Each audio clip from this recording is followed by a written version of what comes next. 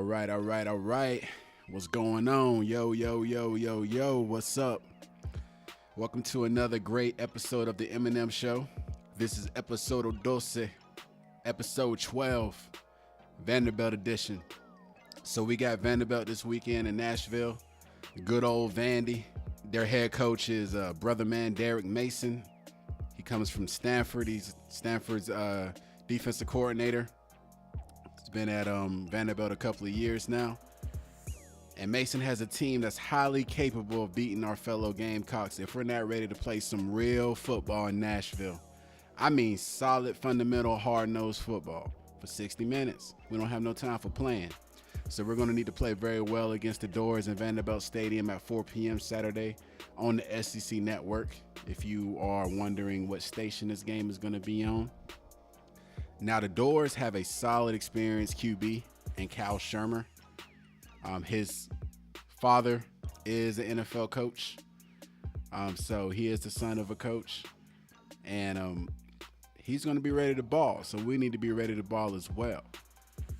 And Vandy's defense has looked disciplined, and they have played very hard in the 3 games they have played thus far. They have solid skill players on offense to surround Shermer, and also, you know what? I'm going to let y'all take a look for yourself as they had a game in South Bend this past weekend, this Saturday. So let's take a look. All right, Vanderbilt at Notre Dame. All right, we're going to start it out with quarterback Brandon Wimbush taking it in from 12 yards out, giving the Irish a 10-point lead. All right, you see him as he's getting some love from his boys here after he touches pay dirt. All right, next you got Shermer dropping back, and he's going to be sacked. And the Doors are going to be forced to punt it away, giving it back to the Fighting Irish. The Irish would later in the quarter convert on a 33-yard field goal, as you see here. As you see, it's true right down the middle. That extend the leads to 13. So the Doors need to make something happen. So you see Shermer coming back. He's going to drop back. He's going to throw towards the end zone. This guy gets right at the goal line, but the ball is stripped up, and Vanderbilt can't come up with it. Nobody can come up with it. So that's going to be an advantage for Notre Dame as they're going to get the ball back on the touchback, and the Doors come away with no points. So no points there. That's going to hurt. But you know what? Vandy comes back again in the third quarter. Great run there by running back Keyshawn Vaughn. He gets him down to the 3. And you know what? This is something that the Gamecocks are going to need to be able to do, is be able to stop the run. All right, but you know what? Keyshawn Vaughn is going to take it in from 3 yards out, giving the Doors 7 on the board after the extra point is true, and bringing his lead down, Notre Dame's lead down to 6 points. My apologies. But you know what? Notre Dame comes right back, and he throws, Brandon Wimbush throws a pass to this wide out there for 32 yards, and then the backup comes in, and he's going to throw a nice little short pass out to the tight end in the corner of the end zone, and Notre Dame is going to extend their lead back to 22. It's got a nice touchdown by the tight end Nick Washer. As you see him get behind the defense and leaks out. But you know what? Vandy comes right back. Shermer, they're in the red zone. They're driving. It's getting late in the fourth quarter. 7 minutes left.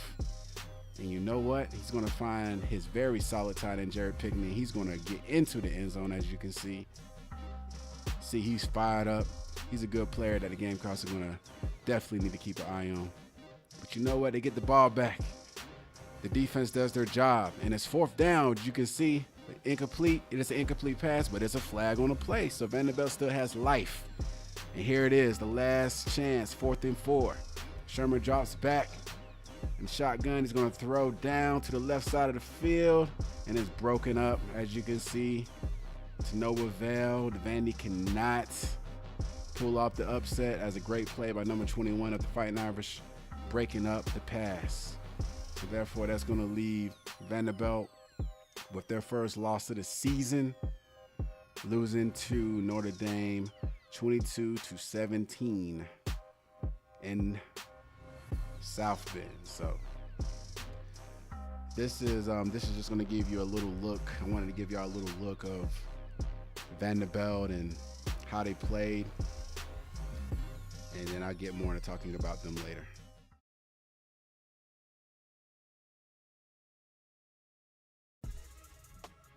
All right, so in this matchup, Notre Dame averaged 5 yards per carry against Vanderbilt and outrushed the Doors for 245 yards to 94, even though the Doors had more total yards with 420 total yards to Notre Dame's total 380 yards. But yeah, like I said before, this loss brings the Doors to 2-1 after them previously beating Middle Tennessee State and Nevada in previous 2 weeks. So, and let's just be honest, I don't really know how good Notre Dame is. Notre Dame is ranked 8th in the country, but we don't really know. They're nowhere near on Georgia's caliber. And this is not comparing just because we played Georgia and they played Notre Dame, but that's just gives you an idea because that's the team we saw up close who was top ranked. And Notre Dame nowhere near is on that level. But the Gamecocks are going to need to come in and play hard and fundamentally sound and want to prove something. They want to play with some pride. Turn Vanderbilt Stadium into our stadium. And Coach Muschamp said he watched the game live at home. He was at the crib with his fam, with his wife and his kids, 2 sons, watching this game. And his thoughts on Vandy is that they played extremely well. They could have very well won this matchup. And he has his Gamecock team fully attentive to Vanderbilt and what they bring to the game, to the matchup on Saturday. So the Cocks are not overlooking this week in this game, in this matchup by any means. They are worried about Vandy. They are focused in on Vandy. We're probably going to have more Gamecock fans in the stands than actual Vandy fans. Let's just be honest. The last time, a couple of years ago, we had more fans in the stands than they did. And this game is going to come down to execution and who plays better fundamentally sound for 60 minutes. So it's going to come down to execution. It ain't about the attitude. It is about attitude.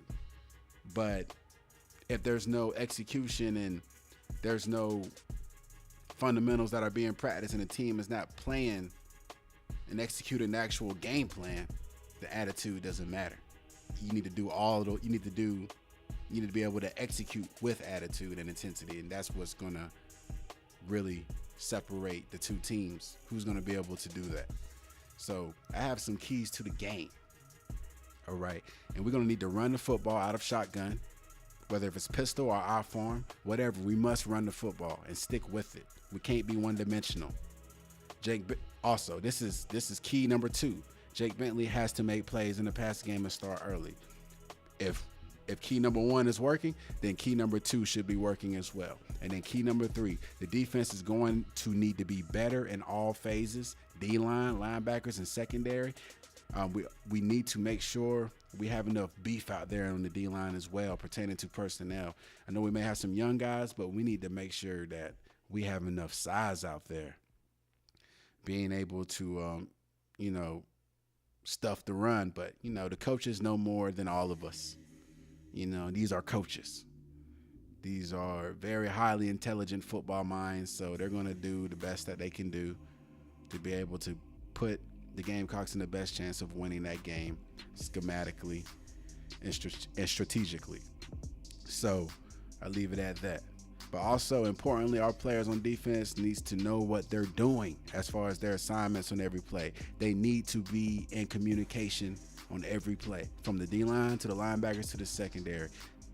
Coach Muschamp said that was an issue in the Georgia game. They didn't communicate in some plays, and the receiver was left wide open. And next thing you know, somebody in the secondary is trying to come up and make a tackle, and they have no shot because their ass is out of position and their ass is not communicating. So their asses need to communicate this week. Get it? They need to communicate. That's highly important in football or any sport. You have to communicate with your teammates so the entire defensive unit or offensive unit knows what to do. When you don't know what to do in football, it doesn't matter how talented you are, how fast you are, how big you are useless because you're not going to put yourself in a good position to make a play because you don't know what to do. So Gamecocks need to know what they're doing this week, and that's key number 3. Defense needs to know what they're doing, and they need to be better in all phases this week. From D-line and linebackers to secondary, because everybody's going to need to be able to play well to be able to, stop Vandy's offense and get off the field on third down and give our offense the ball back more. So, but also, let me go into this real quick. We got the Gamecocks possibly looking to play a 12th game.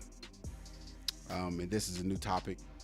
But we're looking to play a 12th game. They're in discussion with 2 to 3 teams, with one of those being Marshall. The Marshall game was canceled. Oh, my God. All right. That was a daggone message on my phone, but Amber Alert. But we're going to let that ride. Y'all just going to have to hear that. But, yeah, man, Ray Tanner is trying to, and his staff is looking to get a game played. Of course, playing it on 10-20 on the bye week is not very ideal. The coaching staff really doesn't want that because that's going to cause the Gamecocks to play 10 straight games, and that can be a lot on the health of the staff. On the health of the staff of the players. So the staff recognizes that bye week is very important for them to be able to get a mental and physical break from this grueling, very, very physical, high-demanding game that it takes on bodies physically. All right.